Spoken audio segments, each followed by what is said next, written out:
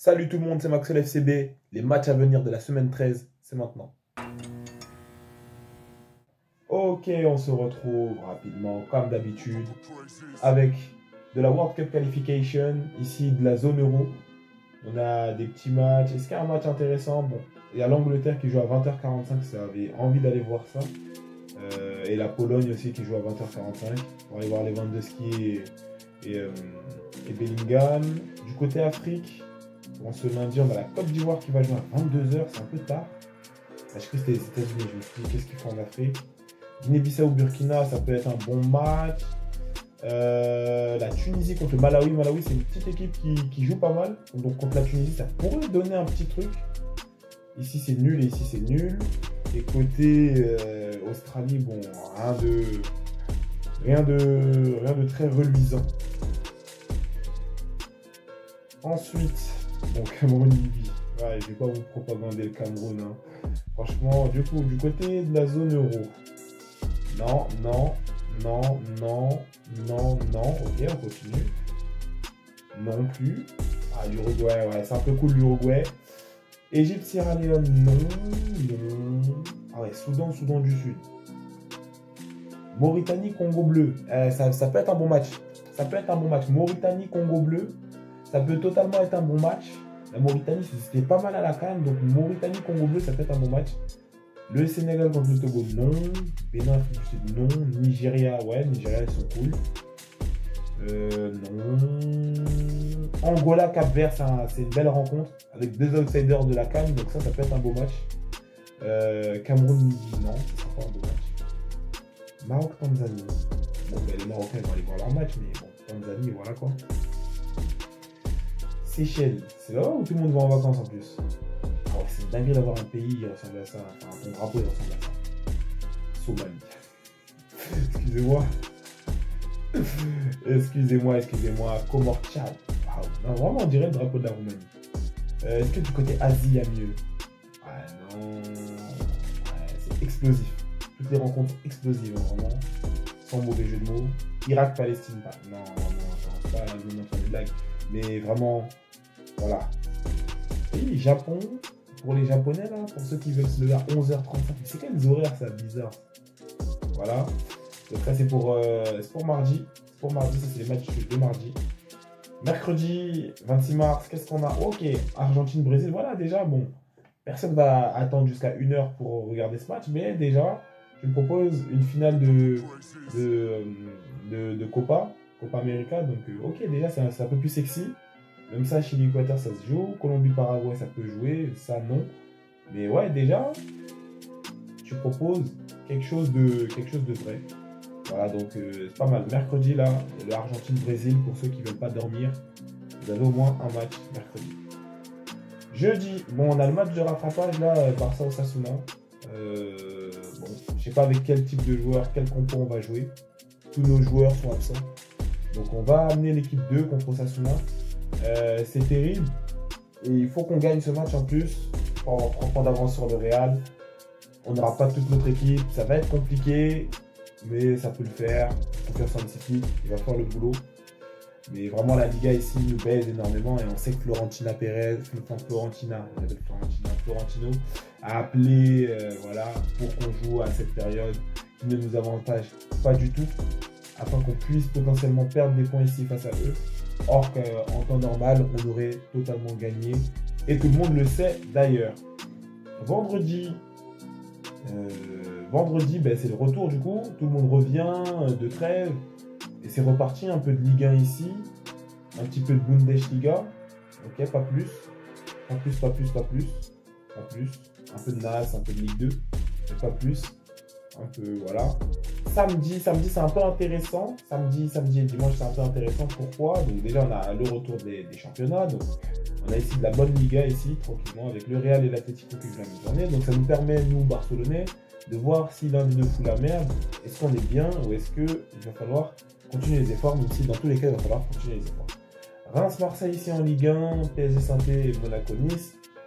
Voilà, bon, ben, ils sont encore du PSG, voilà, tranquillement. En ce samedi, ils vont aller regarder un match contre les Stéphanois, encore un match 7-0, ça, du PSG, bravo.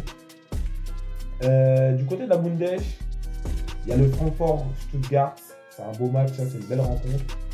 Il y a Gladbach-Leipzig aussi, c'est pas mal. C'est pas mal du tout. Et aller en troisième match, je dois en donner un troisième. Allez, je mets une pièce sur Wolfsburg ici, contre Heidenheim. Ça peut être aussi une belle rencontre. Côté Serie A, Juve ici qui joue, Bologne ici à suivre, quatrième actuellement de la Serie A. Actuellement, ils ont une place en C1, donc à suivre. Juve, pour savoir aussi, voilà, ça se joue entre les deux là. Lui est quatrième, lui est cinquième, pour savoir qui va aller en C1, qui va rester, et qui va aller en Europa du coup. Mais c'est intéressant. Et aussi, on a les quarts de finale aller de FA Cup. Donc, on a Fulham Crystal Palace et Brighton Nottingham. Donc, ça, c'est très très fort. Et c'est un match à regarder forcément à 18h15 ici. Brighton Nottingham. Brighton qui actuellement est sur une belle pente. On peut aller voir le dernier résultat de Brighton. Et ils sont sur une belle pente en tout cas. Montante en PL. Ils font du bon boulot, comme vous le voyez ici. 7ème, 47 points. Il n'y a que 2 points qui les séparent de Chelsea, 49ème, pour les places qualificatives pour la C1. Ils ont fait que des victoires. Ils ont fait une égalité face à Manchester City, devant eux. Donc Brighton, ça fait du bon boulot. Mais pour aller chercher ces places-là, il va falloir aller gagner contre ces équipes-là. La prochaine match est contre Aston Villa. Donc voilà, prendre des points ici et essayer de se rapprocher au max. Comme je vous dis, il n'y a que 2 points de différence entre toutes ces classes-là. Les 3 premiers, on dirait qu'ils sont qualifiés. Donc là, premier test ici contre Nottingham Forest en FA Cup. Ça sera intéressant de voir ce qu'ils vont faire pour savoir et pour se donner une idée de est-ce qu'ils peuvent se qualifier ici cette année, enfin cette saison, et aller chercher une place en C1. Ça va être intéressant ici de voir le Brighton Nottingham Forest.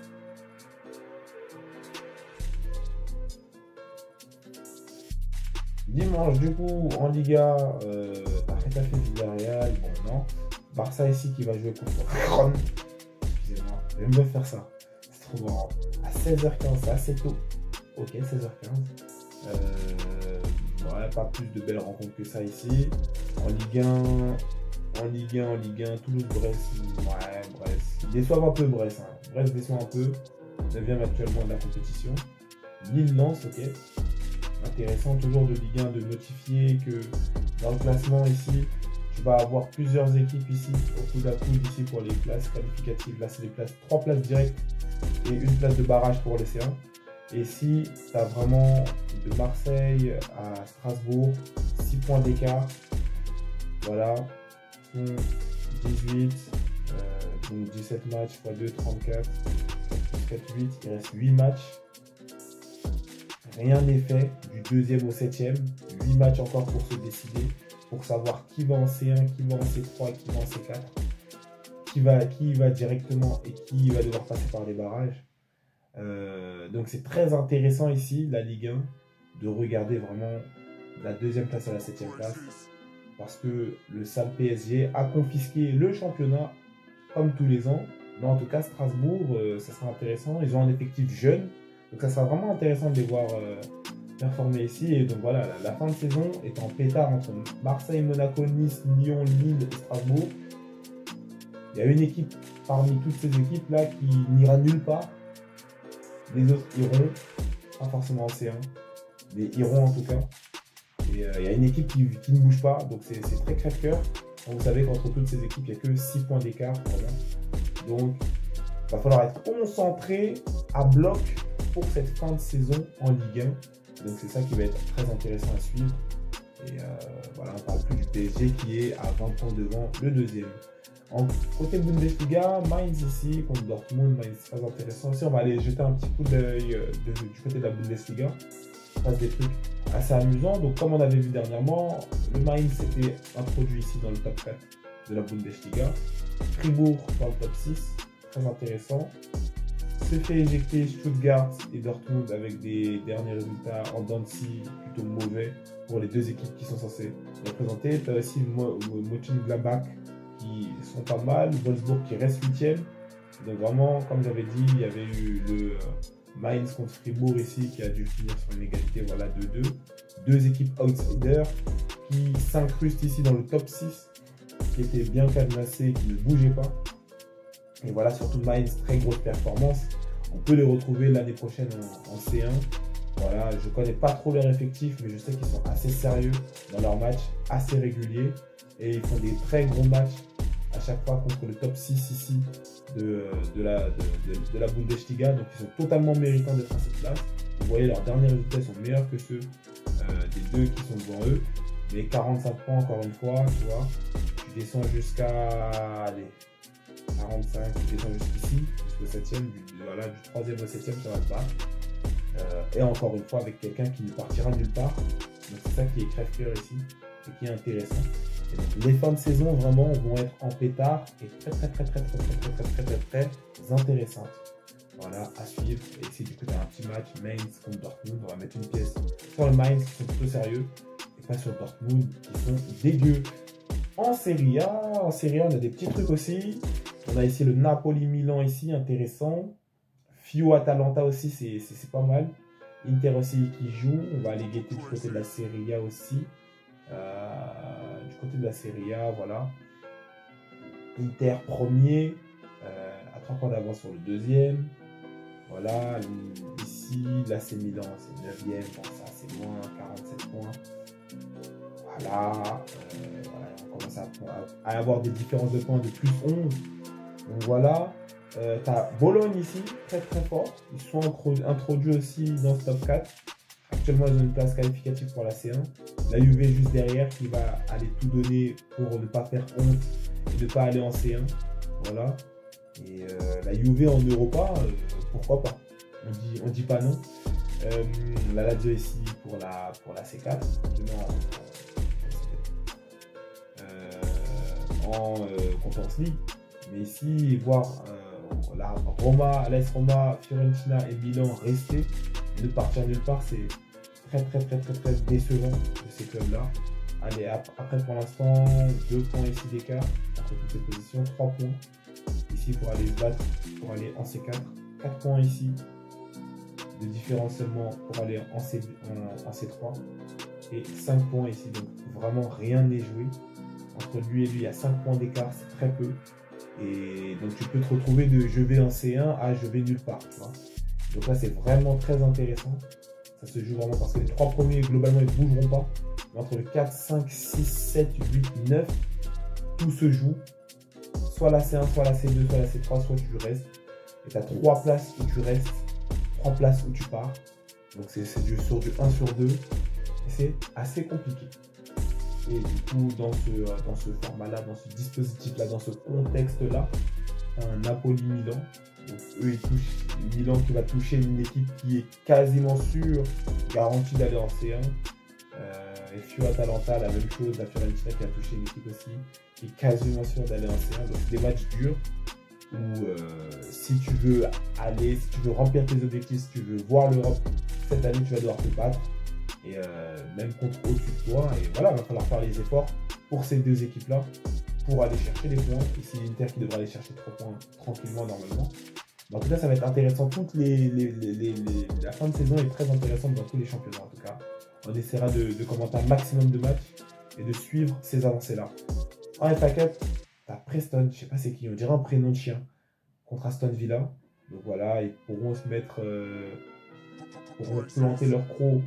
Voilà, pour se faire les dents ici contre Preston, avant d'affronter le très gros PSG qui les attend en C1. Et Bournemouth contre Man City. Bournemouth, attention, Bournemouth, à un moment, ils étaient pas mal placés en PL. Bon, c'était un peu plus chaud maintenant, actuellement. Mais Bournemouth, à un moment, en PL, c'était 6e, c'était pas loin. Et ça faisait du bon boulot. Ils sont descendus, voilà, la PL, c'est dur. Ils sont un peu descendus. Mais voilà, Bournemouth, 44 points, comme j'ai dit. Chelsea, 49, 5 points d'écart. Bon, ça se jauge, c'est dur. Il va falloir être constant pour Chelsea jusqu'à la fin de l'année. Les Bournemouth, à tout moment, ils piquent une crise et ils font une petite remontada. Donc, il ne faut pas se dire que du côté de City, c'est garanti. Et surtout que City est très inconstant. Donc, ils n'ont aucun droit de sous-estimer Bournemouth ici. Ils sont totalement à leur niveau. Et donc voilà, City, voilà, s'ils se gèrent bien, peuvent repartir normalement avec un trophée quand même. Il reste plus de tant que ça de top équipe. On a vu, il n'y a pas Arsenal, il n'y a pas Liverpool.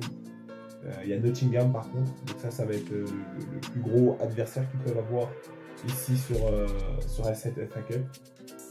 Je ne sais pas si City va aller la prendre. Je ne sais pas si City va aller faire honte et perdre ici contre Banco. Ça va dépendre de Marmouche, franchement. C'est une dinguerie de dire ça. Bon, en tout cas, c'est très intéressant ici.